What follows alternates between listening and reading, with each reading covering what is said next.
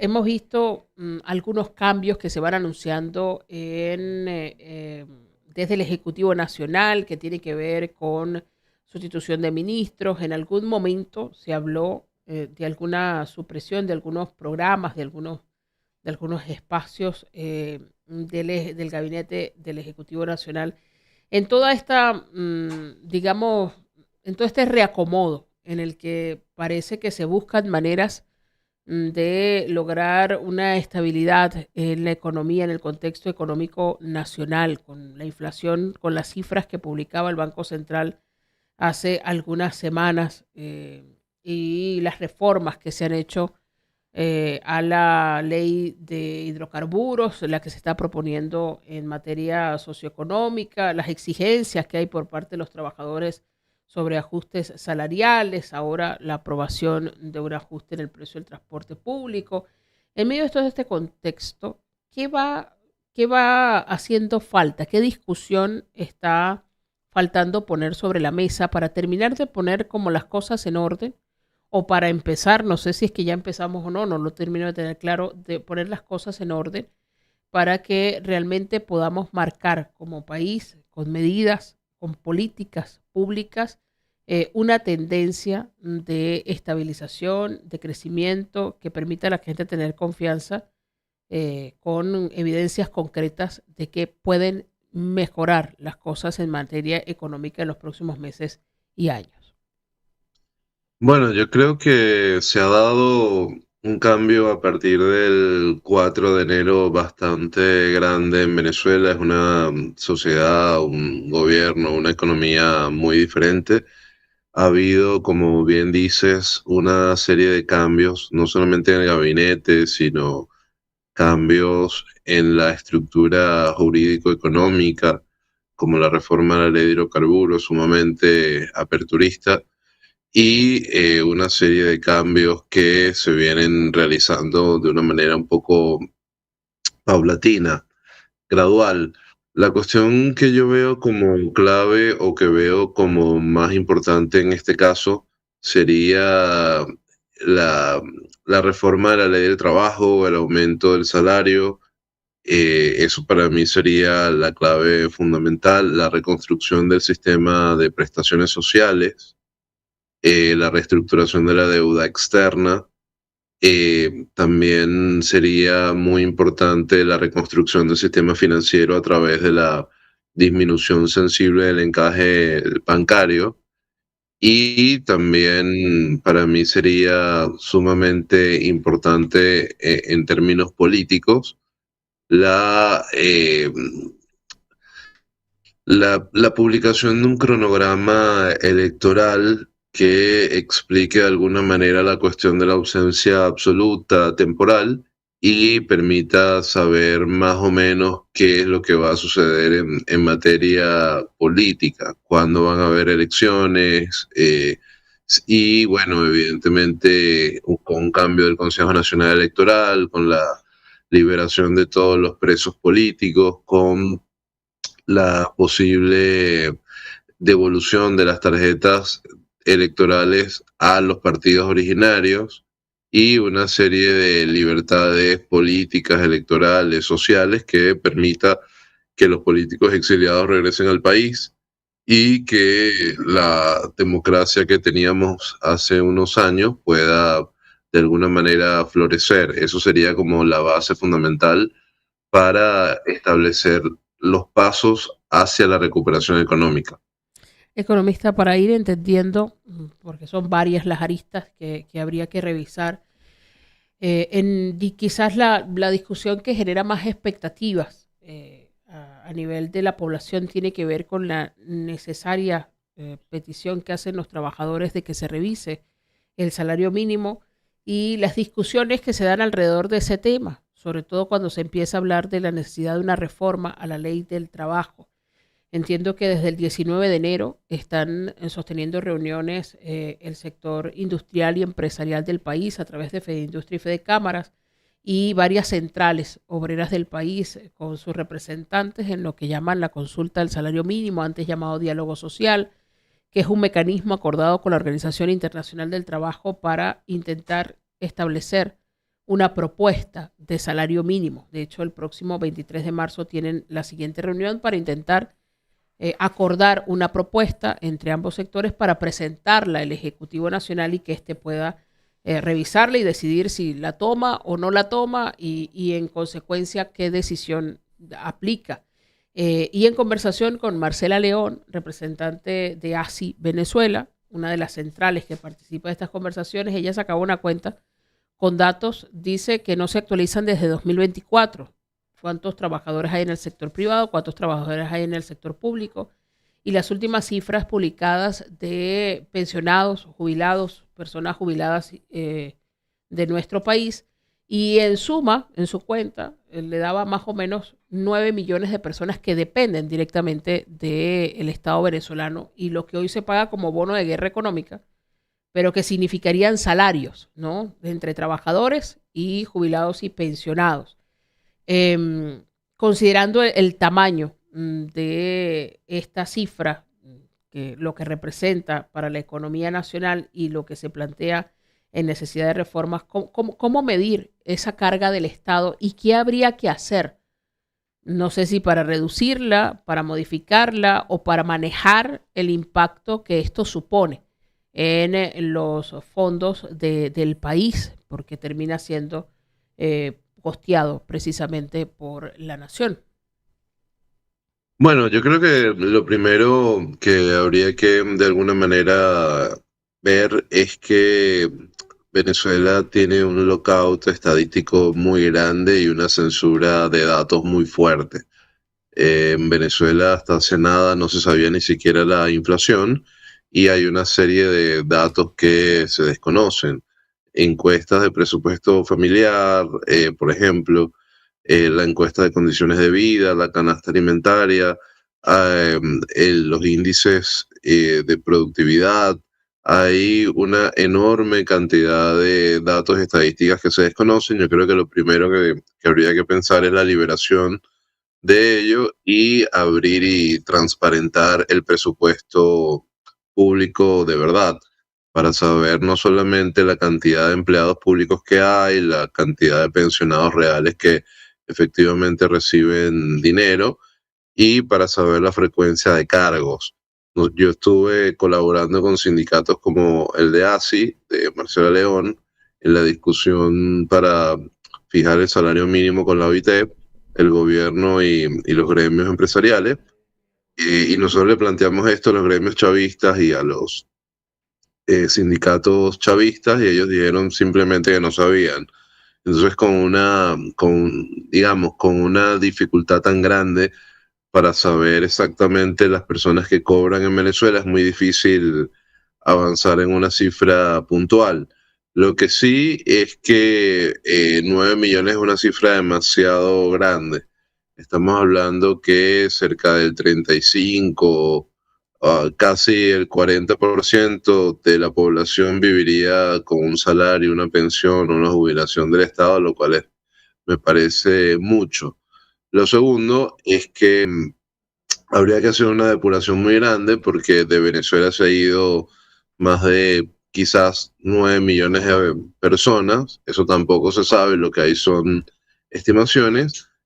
Nosotros hicimos un estudio del empleado público y dedujimos que se había ido alrededor del 70% de todos los empleados públicos en Venezuela por la cuestión de los bajos salarios.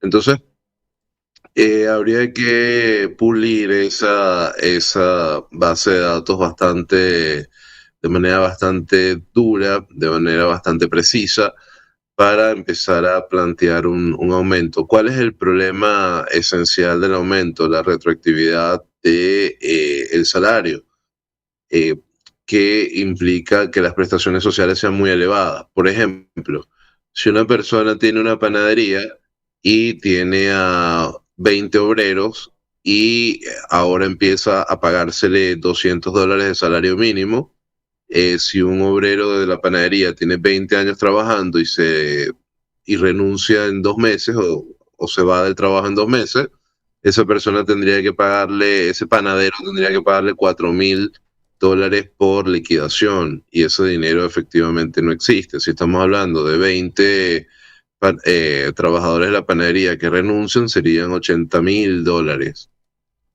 Entonces, estamos hablando que la retroactividad, como está planteada en la actualidad, impide el pago o la subida del salario en estos momentos, pero por eso es que se está planteando una reforma a la ley de trabajo que pueda reconstruir el sistema de prestaciones sin perderlo, pero partiendo de la situación de la destrucción por hiperinflación de las prestaciones y de la necesidad de crear un marco completamente distinto que sea sostenible en el tiempo.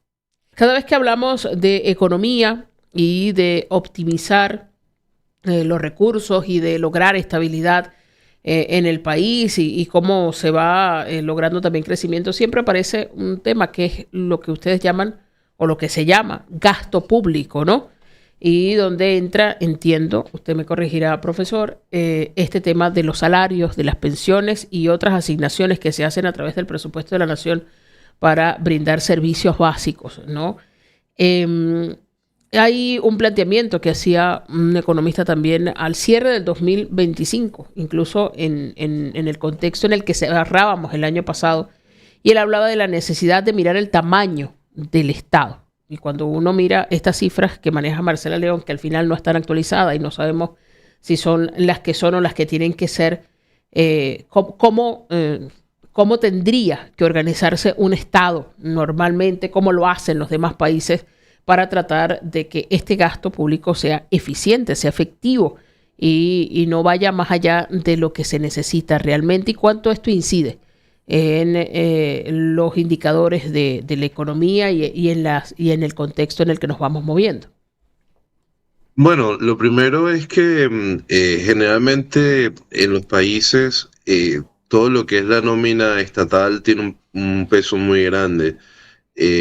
Incluso en Venezuela, antes del proceso bolivariano, la nómina era casi todo el gasto público realmente. Los sueldos y salarios son un peso importantísimo en cuanto a todo lo que es el gasto público en general. El chavismo cuando entra al poder en febrero del 99 entra con un discurso diciendo que hay un exceso de ministerios. Antes había 20, 21 ministerios y fueron reducidos a 17.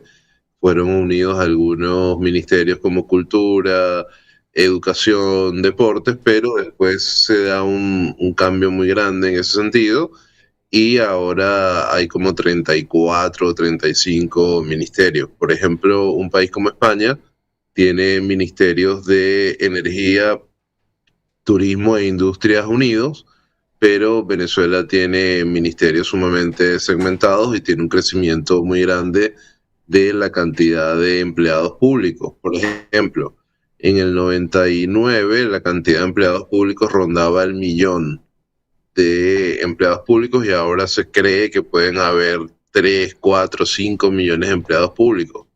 La cuestión de los militares también ha tenido un crecimiento exponencial. Uno de los últimos presupuestos que se pudieron observar hablaba de una cantidad como de 4 millones de empleados militares o por lo menos cercanos al Ministerio de la Defensa, y eso evidentemente hace que estemos hablando de un Estado hipertrofiado, un Estado demasiado numeroso, con una excesiva cantidad de personas, y además que hay que entender que ahora hay un desarrollo de la inteligencia artificial, del Internet, de muchas cosas que no había en el 98, y eso haría que el Estado con menos gente pueda cubrir los servicios públicos que presta. Entonces hay que de alguna manera reducir esa nómina drásticamente. ¿Por qué? Porque no solamente hay un sobrante en cuanto a eficacia y eficiencia, sino que mucha gente de la que está ahí no está realmente haciendo una labor pública, sino está haciendo una labor política, una labor de proselitismo, una labor de asistir a marchas, organizar campañas electorales, movilizar gente para poder llenar las calles artificialmente con personas pagadas y un montón de actividades que realmente no tienen nada que ver con la actividad de un funcionario público del Estado. Entonces, es tremendamente importante esa depuración de la nómina nacional para poder plantearse la recuperación, la reconstrucción del salario y un nuevo sistema de prestaciones sociales.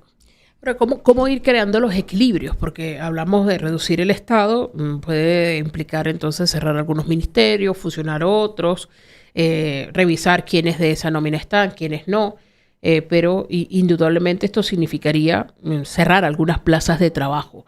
¿Qué equilibrios habría que asegurar o qué otras medidas habría que asegurar para que haya un equilibrio cuando esas personas, pues, si se van a quedar sin trabajo en el sector público, puedan tener una alternativa en el sector privado? ¿Qué más habría que hacer para garantizar esa generación de empleos en otros sectores para estas personas que saldrían del sector público, que dejarían de depender del Estado? Sí, sí, eso es muy, muy buena pregunta. Yo creo que en el estudio que hicimos con la Universidad de Oslo sobre el empleado público actual, nos dimos cuenta que ya casi todos los empleados públicos, creo que era 80% lo que descubrimos en esa época, ya tenían dos, tres, cuatro fuentes de ingreso o trabajos adicionales. Entonces, claro, terminar con el trabajo en el sector público no va a hacer que sean desempleados de manera absoluta, como en otro país, por ejemplo. Es decir, si en Suecia nosotros reducimos el Estado y se salen 100.000 trabajadores de la administración pública, esas personas van a ingresar directamente a ser desempleados y a buscar trabajo. En Venezuela se sobreentiende que casi todos los empleados públicos tienen otras actividades laborales porque hasta hace poco no existía el bono de guerra económica, ni siquiera, y el salario del empleado público eran $2, $3, $4, $5, lo que lo obligaba a hacer otras actividades. Entonces, eso es lo primero a destacar. Lo segundo es que evidentemente hay que hacer cambios muy drásticos en todo lo que es la estructura jurídico-económica nacional, cambios que permitan una apertura hacia las inversiones, a recuperar capital de venezolanos que tienen recursos afuera, a de alguna forma abrir para que transnacionales puedan invertir en Venezuela y desviar o reorientar una serie de recursos que se están malgastando en lujos para una élite política, camionetas de $150.000, como decía un sindicalista en la Asamblea Nacional, una cantidad de gastos que se van por corrupción, como construir plazas para el ejército ruso cuando los hospitales necesitan ayuda, necesitan recursos urgentemente, y una serie de tramas de corrupción donde se va a construir una autopista y esa autopista se presupuesta 10 veces y no se construyen ni 100 metros. Entonces, habría que hacer una serie de cambios completamente estructurales sobre la estructura jurídico-económica y a partir de eso pudiéramos estar hablando de un incremento salarial pagable, sostenible, quizás partiendo de unos $250 como salario mínimo, recuperando las escalas intersalariales. Podemos recuperar también eliminando el memorando 2792 y el instructivo ONAPRE, las diferencias salariales por antigüedad, mérito, formación profesional, etcétera. Pudiéramos reconstruir todo el sistema laboral venezolano, pero habría que hacer cambios muy grandes en la administración pública y en la economía en general para poder avanzar hacia ello. Hay que entender que el proceso bolivariano le ha puesto miles de trabas al desarrollo económico, al proceso de acumulación de capital, lo dificulta, lo frena. Si esas trabas continúan, no se puede avanzar. Si esas trabas empiezan a soltarse, Venezuela pudiera volver a empezar a acumular capital y a generar riqueza.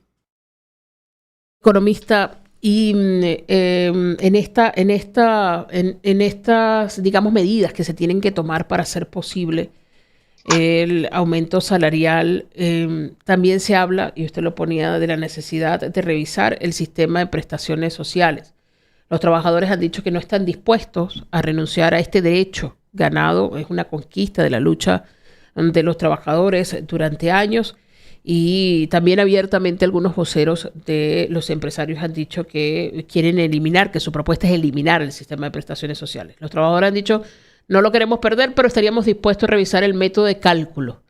¿Cuál sería el método que se puede aplicar en esta economía nuestra tal como está para que sea viable? ¿Tendría que ser un sistema progresivo, temporal, o cuál podría ser el mecanismo que se aplique para que pueda hacerse viable este ajuste al salario? Bueno, yo creo que lo primero habría que insistir en la necesidad que hemos hablado todo el programa, saber los números con exactitud, hacer una auditoría forense de todos los números que hay en Venezuela, porque en Venezuela realmente no se sabe prácticamente nada. Hay gastos paralelos, nadie sabe de dónde sale el dinero que llega a Patria, hay gastos que son presupuestarios, hay gastos que son extra presupuestarios, hay gastos que son para presupuestarios, entonces todo eso hace que las cuentas nacionales sean un delirio, por decirlo de alguna manera.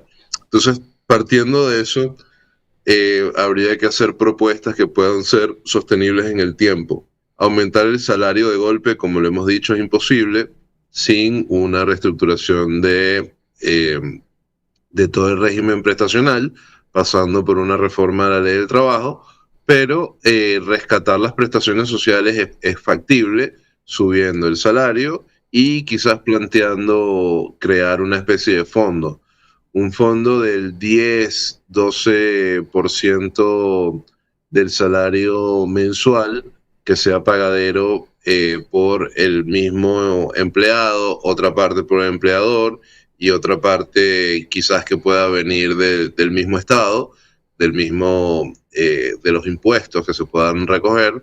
Se podría construir un fondo macro de pensiones, jubilaciones y prestaciones sociales que pueda asegurarle al trabajador que el dinero de sus prestaciones no va a estar en manos de un empresario que pueda usarlo y gastarlo y dejar al trabajador entendiéndose, sino en manos de un fondo que pueda tener participación protagónica de la clase trabajadora y se le pueda garantizar aguinaldos, vacaciones, prestaciones que puedan de alguna manera completar un salario que debería ir creciendo paulatinamente en cuanto va creciendo la economía y en cuanto se van eliminando las trabas a la economía que ha puesto el proceso bolivariano. Si eso es factible, yo creo que pudiéramos estar hablando de algo muy positivo para la clase trabajadora y algo por lo cual sería muy importante luchar. Finalmente, economistas, se pueden establecer plazos, se pueden estimar plazos si se van dando los pasos que hacen falta para la viabilización de un aumento salarial. Bueno, depende de la presión nacional e internacional que se pueda hacer para avanzar en este caso.